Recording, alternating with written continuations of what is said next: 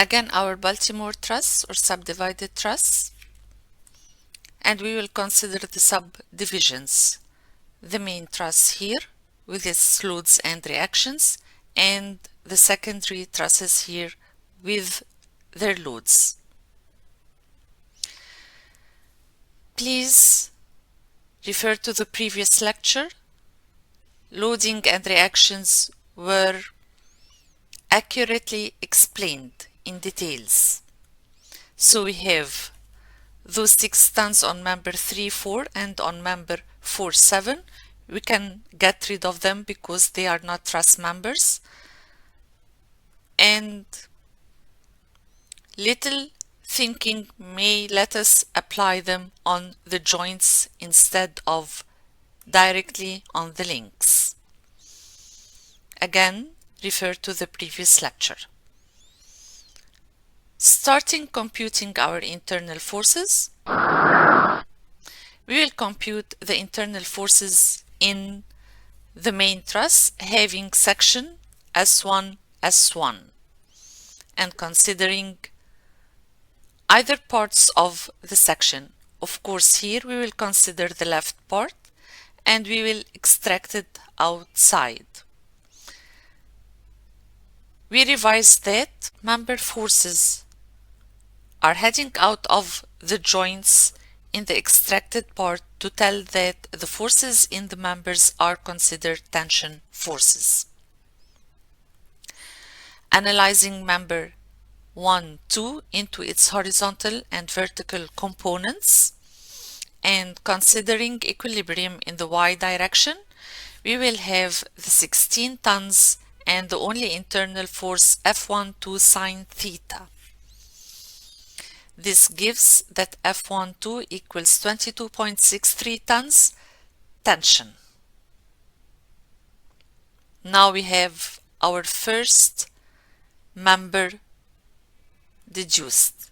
Taking sigma moment about joint 1 here, we will really cancel F13 and F12 and we will be left with FA2, the only unknown. With the arm 8 meters shown here on the drawing. This gives that FA2 equals 0. Of course, we would have concluded this very easily by considering joint A and considering equilibrium in the x direction. Now, sigma forces in the x direction equals 0. We have this equation and we already computed F12. We will simply substitute for its value respecting the sign, and therefore we have the force in member 1-3 to be minus 16 tons. Compression. Now we have our main truss here again, and now we will consider the joint method, taking joint A and extracting the joint outside here. We have one external force, the green 16 tons, and two internal forces FA2 and FA1. Considering the equilibrium in the y direction, we can conclude F1A easily equals minus 16 tons compression. Now we will consider the secondary truss. The first secondary truss here, A28. Again, please revise the previous lecture. This was concluded in details, explained in details. We simply consider that A and 2 are supports for the one secondary truss here. This secondary truss is unloaded and therefore all internal forces of the members are zeros. This is expressed by this equation. The forces in members A8, this inclined member, 11, 8, the vertical member, 11, 2, this horizontal member at the bottom chord are all zeros. Of course, all other members are zeros. F18 equals F12 equals 22.63. What we should really do is to inspect the trusses. For example, member 1, 2. The force previously computed in member 1, 2 is 22.63 tons.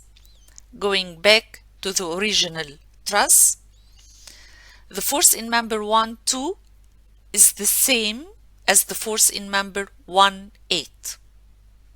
But for member 8, 2, the total force is the sum of two forces. The first one gained from the main truss and is equal to the force in 1, 2. The second force is the force gained from the secondary truss and considered 0 in member 8, 2. Those two forces are added together to give the force in member 8, 2. So now for the original truss here, we have the force in member 1, 8 is the same as the force in member 1, 2. This is expressed in the equation here. And of course, tension force.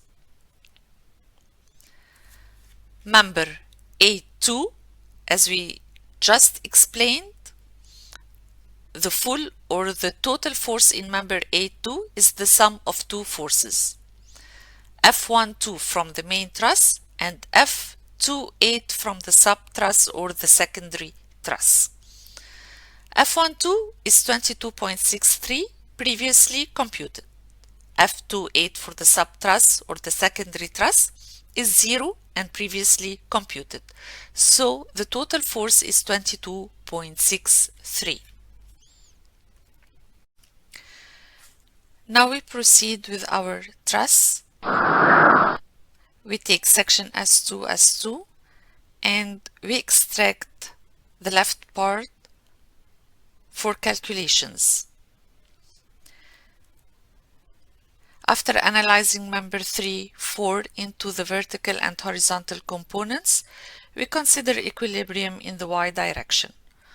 Of course, for external forces, we have the YA, 10 blue tons and 3 blue tons.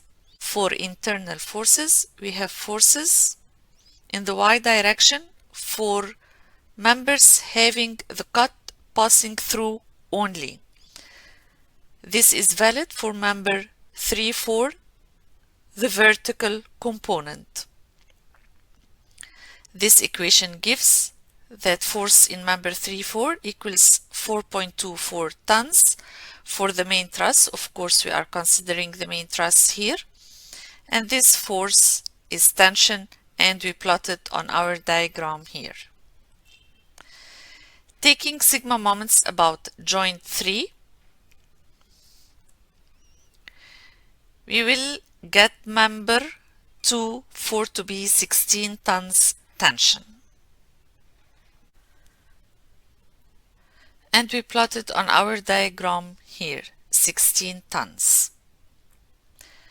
Considering equilibrium in the x direction, we have no external forces, and the internal forces that will appear in our equation are F35, the top chord, the horizontal component of member 3, 4, and member F24. Of course, member 3, 4 is previously computed. We will substitute for its value here. And of course, member 2, 4 also is previously computed. This gives that the force in member 3, 5, the top chord here, is minus 19 ton. Compression, of course, and is plotted on our diagram here. Now, we consider our main truss again, and let's move to the joint method to consider joint 3. we extracted outside here, and we have an inclined member and a vertical member. We are not really concerned with the horizontal members, as the equilibrium in the y direction is our interest now to get the force in member 3, 2.